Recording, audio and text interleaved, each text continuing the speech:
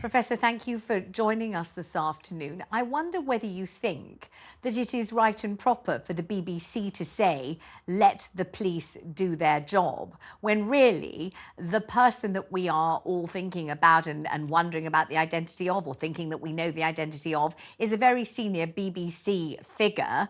And it is we, the licence fee payer, who pay for the BBC.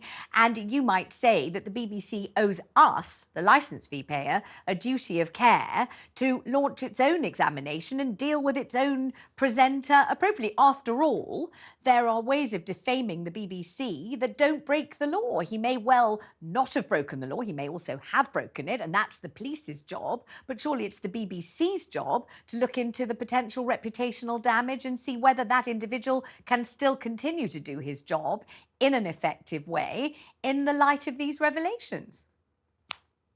Well, to unpick that a little, Vanessa, and good afternoon to you. I think that this isn't necessarily, the important thing here is not necessarily the question of criminality. Of course, it might be criminal, what has been done, we don't know, but really it's a question of morality, isn't it? The thing is that when this person's name comes out, as I think it inevitably will, whether what he has done is illegal or not, I think will be beside the point as far as his reputation and his continuing career is concerned.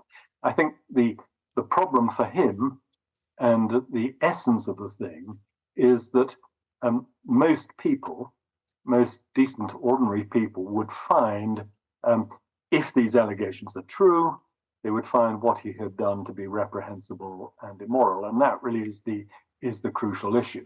The question of the police investigation, I think, is in a sense convenient for the BBC, although I personally don't see that it's in the corporation's interests to prolong this story any longer than it must be.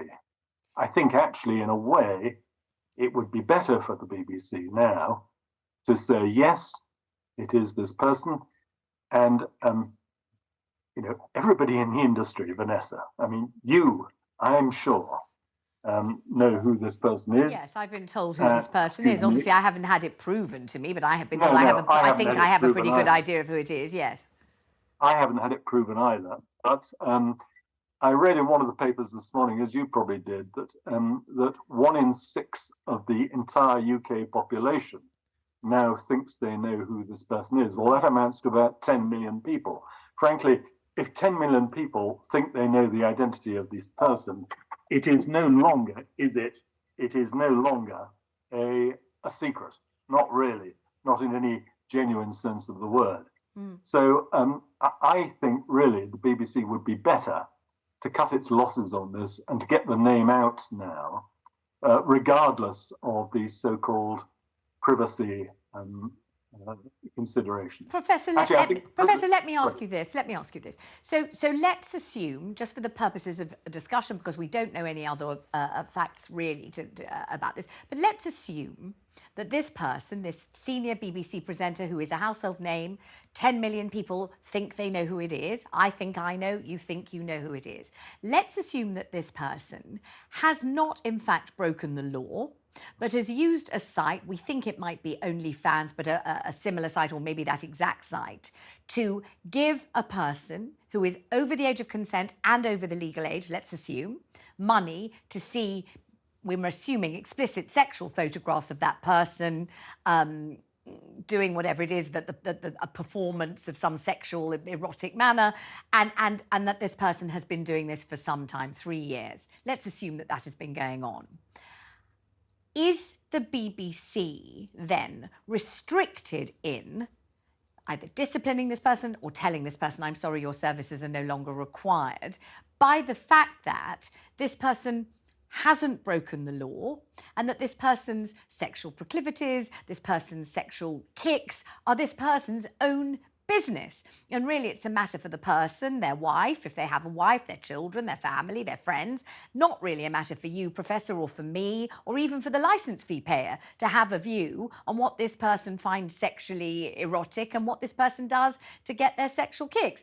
Is the BBC restricted by the fact that if this person has not broken the law, then it's not in my interest or your interest to know anything about this, and therefore they can't give this person their marching orders because they haven't broken the law? It doesn't affect their ability to do their job on television. And therefore, whether they like it or not, whether you like it, whether people watching and listening now think it's immoral and are really disgusted and wouldn't dream of doing anything of the sort, that the BBC can't actually do anything anyway. Well, the answer to that question rather depends, does it not, on what role this person we're talking about actually performs for the BBC. Now, all that is being said publicly at the moment is that he is a prominent BBC presenter, a household name. Well, that tells you something, but it doesn't tell you very much. The key here is what sort of role exactly is he doing for the BBC? Now, if it's the person that you and I think we know it to be, yes, then it puts a different slant on it. Let's put it this way. If this guy was a disc jockey, let's say, that's one thing.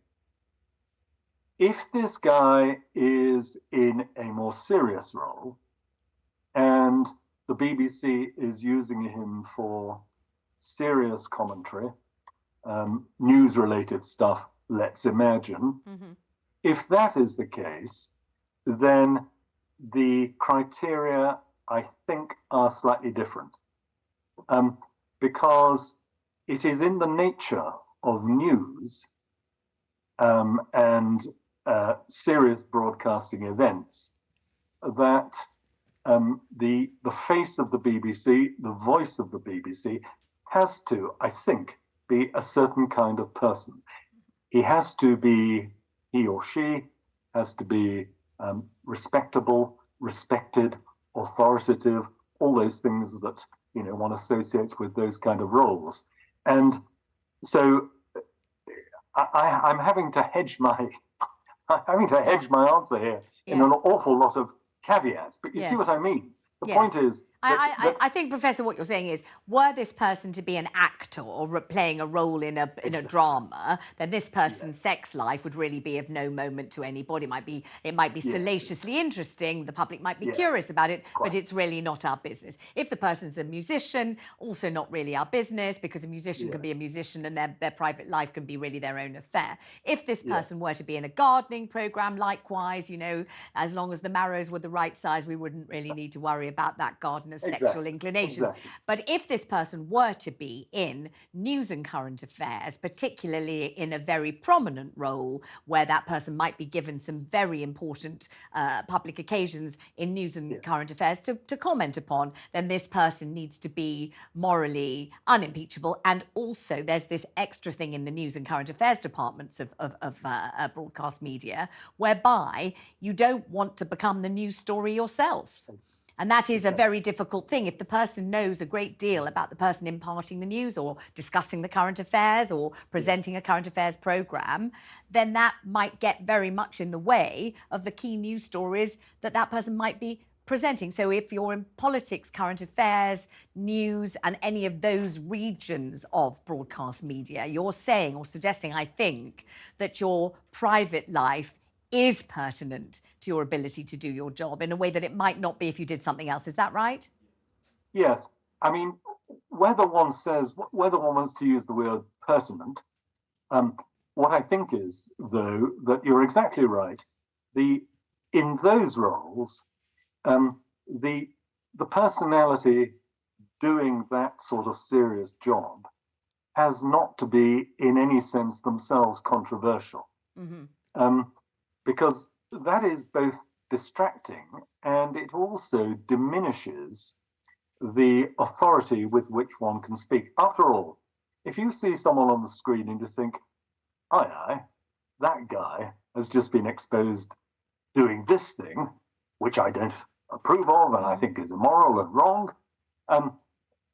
then the whole point of that man being the conduit for serious information about a public event or news or whatever, then his or her authority is diminished, isn't it? I think that is that's the essence of I think that's a very clear way of expressing it and describing it, actually, that if the knowledge of the person's private life impedes that person's ability to do their job, yes. Then whether it's legal or illegal, and whether we should or should not stand in judgment against people's private behaviour, which is really nothing to do with us, if it actually materially affects their ability to do their job in a way that, you know, delivers whatever it is they have to deliver in a clear and effective manner, then something or other has to be done about it. I think that's very interesting. And also, I think there is this distinction, Professor, I don't know if you'll agree, between celebrities, who are a certain kind of entity,